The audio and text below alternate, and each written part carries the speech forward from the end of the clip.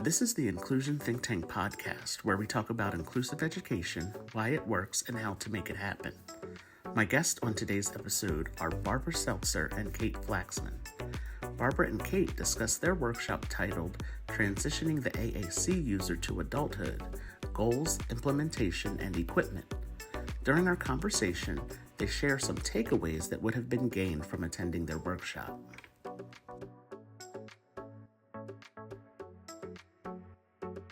I would like to welcome everyone back to a new episode of the Inclusion Think Tank podcast, brought to you by All In for Inclusive Education. I'm your host, Arthur Aston, and I would like to welcome my guests to the podcast today, Barbara and Kate. So thank you both for joining me today for this conversation. To get started, I would like for each of you to introduce yourselves. You can share any information that you would like about your career, who you are, some things that you'd like to do for fun in your free time, anything you're comfortable with sharing.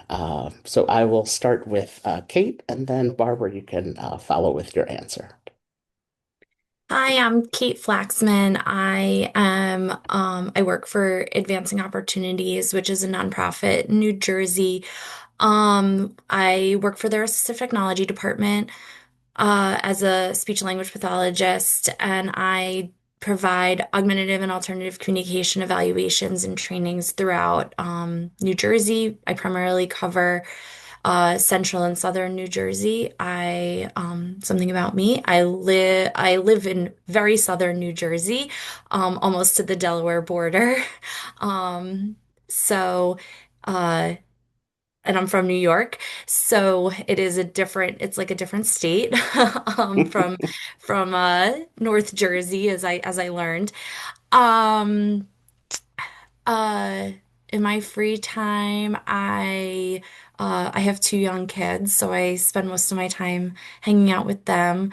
And I've been working for Advancing Opportunities for 12 years. I present all over the state at this point. I love what I do. Great. And Barbara, can you introduce yourself? My name's Barbara Seltzer, and I'm a speech pathologist, speech language pathologist, also in New Jersey. Currently, I have a private practice located in Bergen County, and primarily I work with people with complex needs. Also, a lot of AAC. I do AAC evals for kids, adults. Primarily, the adults I work with are kids who are people who were primarily in New Jersey education system and are now funded by the Division for Developmental Disabilities. So I do evals, I do therapy. And prior, I've been doing this a long time, 36 years.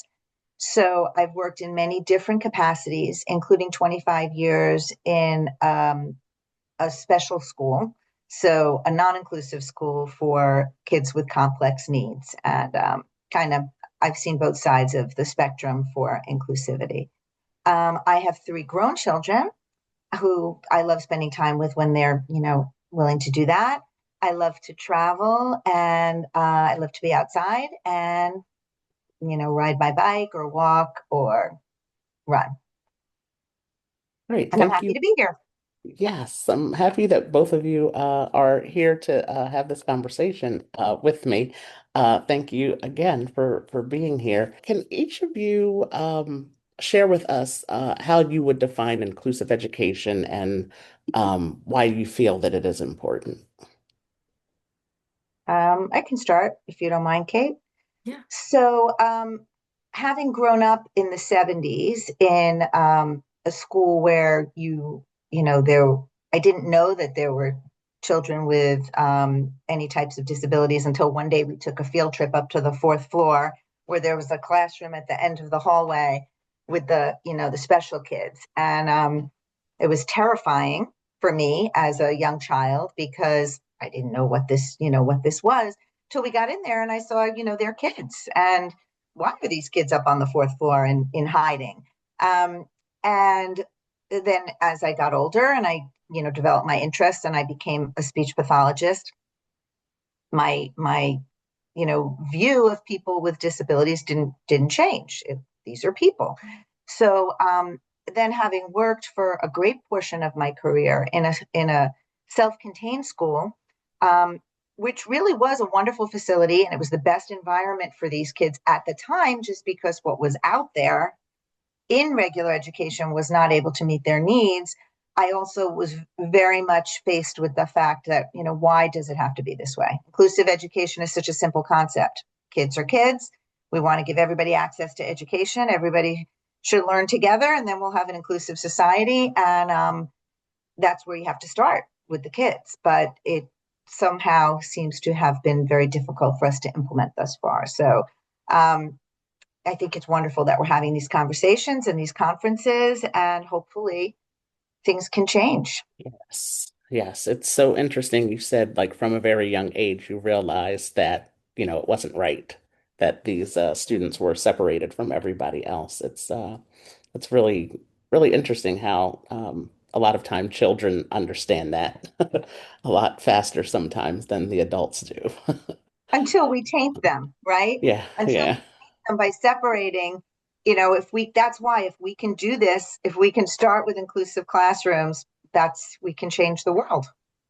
Yes. Yes. And Kate, what is your definition of inclusive education? Um, so similar to Barbara, prior to my current position, I worked at a separate placement for students. Um, it was actually as part of a residential program. So this was the like the most segregated somebody could be. They lived in the building that they attended school. Um, and when you look at um, the opportunities that people who use AAC are given, it's typically very limited in terms of their educational opportunities, and their educational opportunities drive their participation in society and what their like lifelong opportunities become, because they're not given um the same curriculum or materials or even access to um literacy, especially in the state of New Jersey, um when they're in these separate classrooms. So by promoting and striving for inclusive education, we're really improving communication as a whole and hopefully improving lives. I always like to ask that question to see how everyone answers and how your prior experiences shape the way that you define inclusive education, how you see the importance of inclusive education. So thank you both for answering that question. Our next question has to do with, as we've been talking about, back in June, you both presented a workshop at the All In for Inclusive Education Summer Conference, and your workshop was titled Transitioning the AAC User to Adulthood: Goals, Implementation, and Equipment. So this question is actually in two parts, or a couple of parts, more than two. Can you first share with us what AAC devices are, and what they are used for, and then can you share a summary of your presentation, what your presentation was about? I believe I can speak for Barbara in saying that we both view AAC, which stands for Augmentative and Alternative Communication, as a tool. Um, it is first, and it can be a tool used by anybody. It doesn't just have to be for non-speaking individuals. Anybody who uh, experiences communication breakdowns should be provided opportunities to have access to tools that improve, enhance, and make their communication more effective and efficient. Um, so right now, the majority of individuals who use AAC are are primarily non-speaking. However, that doesn't have to be the case. And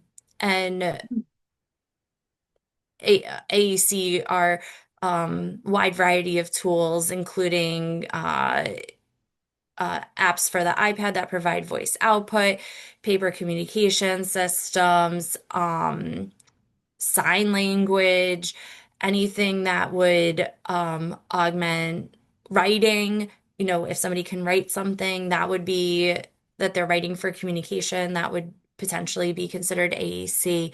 Um, it doesn't, it's a very wide range of equipment or tools. What Kate and I think have found, both of us do AAC evals in the schools and also with the adults once they're out of the schools. And I also provide therapy for those adults once they get their systems. And a lot of times what we find is that these individuals who have these AAC devices are not, we're never really taught to use them for communication in full. They're taught to use them to label, they're taught to use them to respond to questions. They've been drilled and in the classroom, and that's it.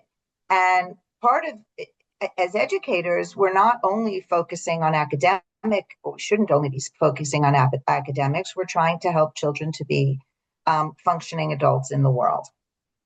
So when we gave this presentation, we were talking about the transition years, but we were really talking about what needs to happen from the beginning, like goals across the lifespan, which again have to, as kids get to 14 and they get to those transition years and we need to start thinking about what's coming next. Maybe we need to think about it a little more, but really from the beginning, kids need to be able to express when something hurts them. They need to be able to express feelings, good feelings and bad feelings. Or, you know, again, there are no good feelings and bad feelings, but we teach them very early that there are.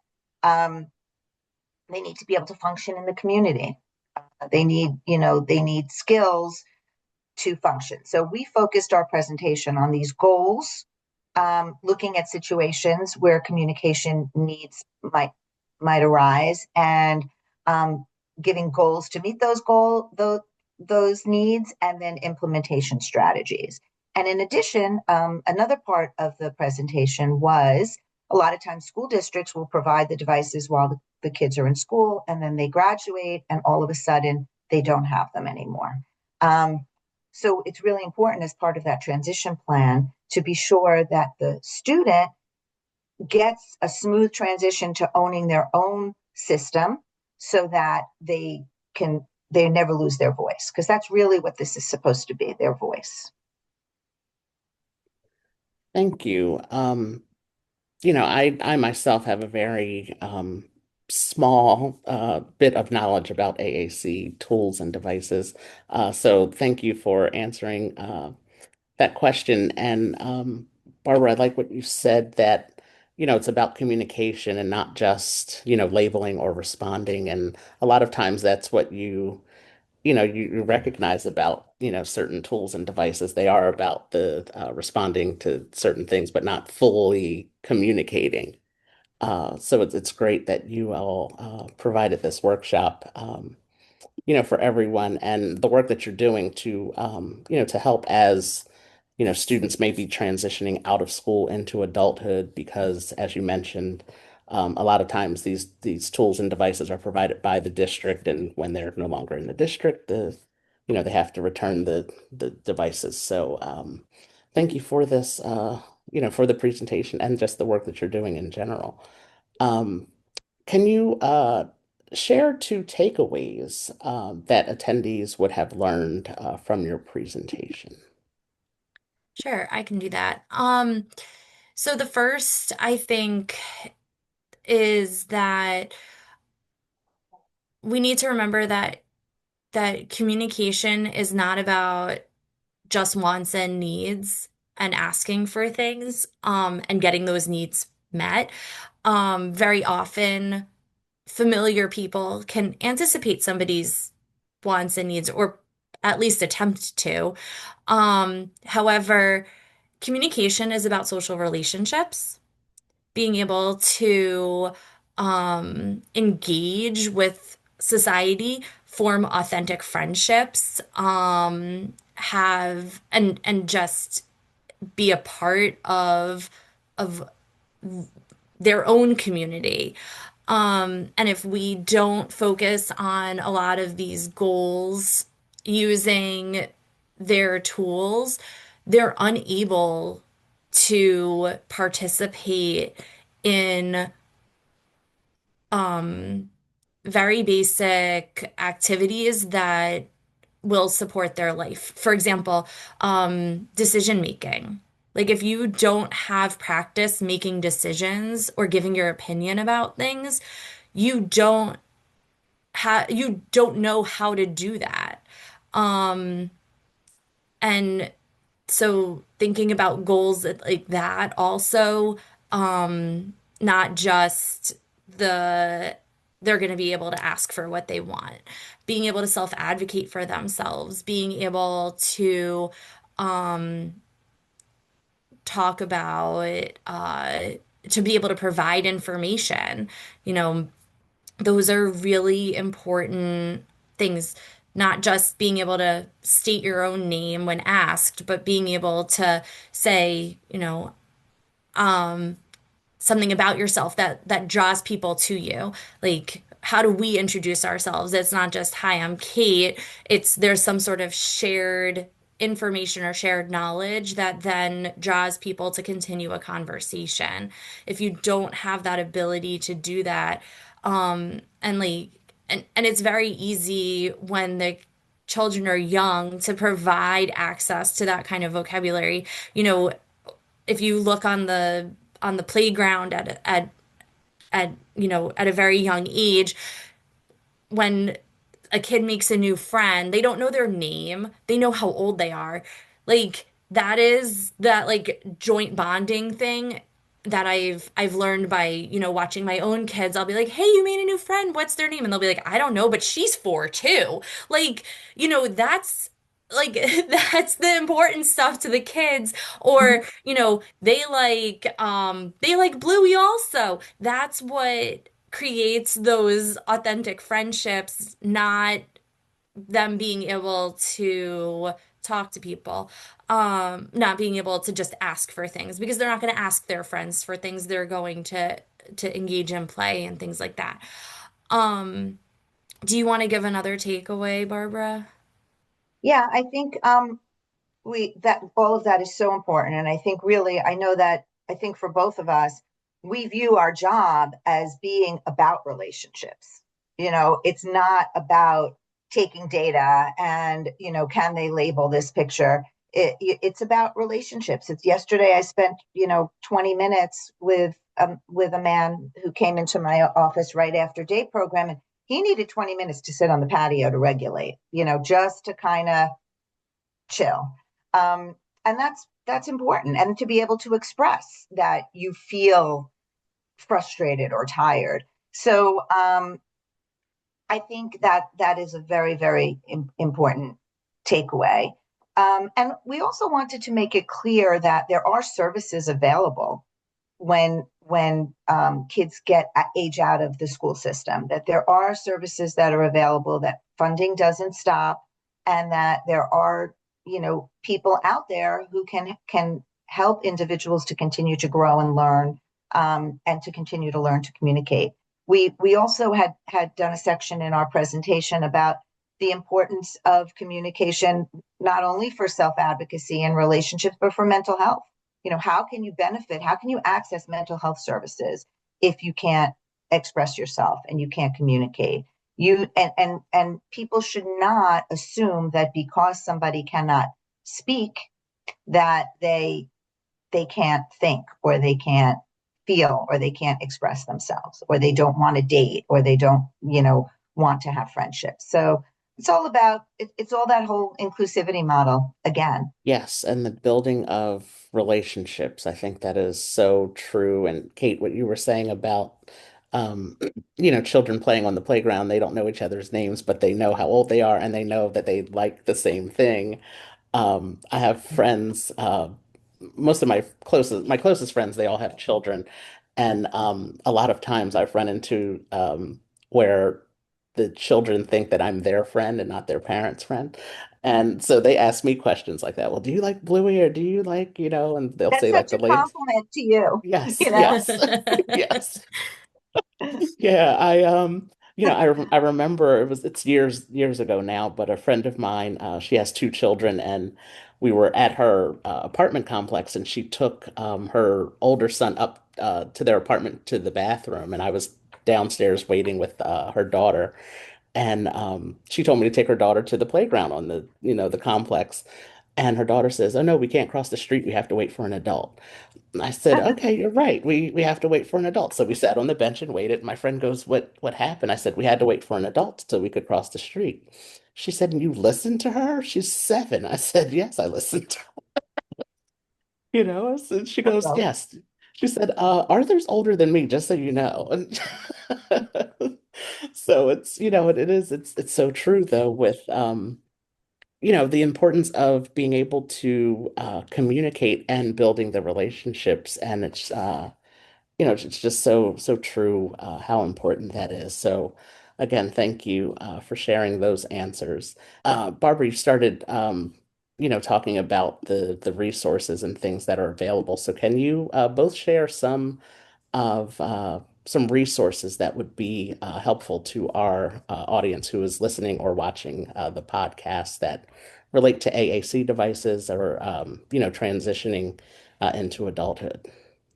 So I want to share, I forgot to mention it during our introduction, but Kate and I are both very involved in the New Jersey Speech, Language, and Hearing Association. That's where we met. So we're both involved in the AAC committee, and I currently chair it. When I joined the committee, Kate was the chair. That's how we met, and now the rest is history. We present together and we learn from each other all the time.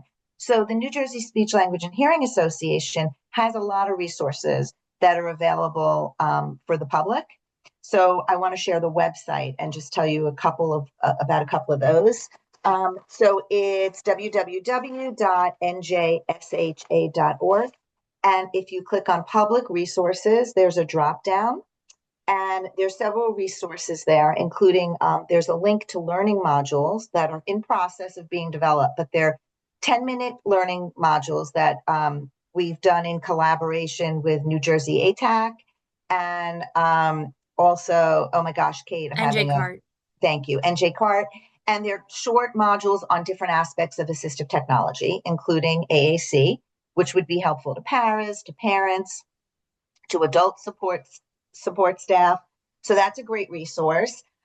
We also have a link there to public AAC boards that were designed for use in the library or designed for use during hearing tests.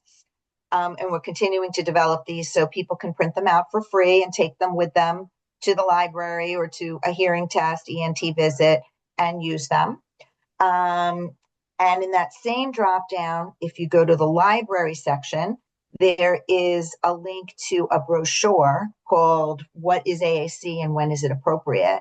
And Kate and I, along with our committee, worked on this for a very long time, and it has a lot of information on what AAC is, what an evaluation should and shouldn't look like, and a lot of other resources on the back regarding AAC. So I think those are some key resources that I would want to share.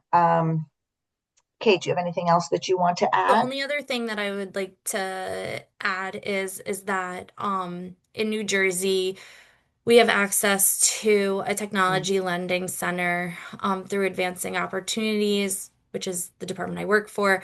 It's completely free. If you live in New Jersey, you have access to it. You don't have to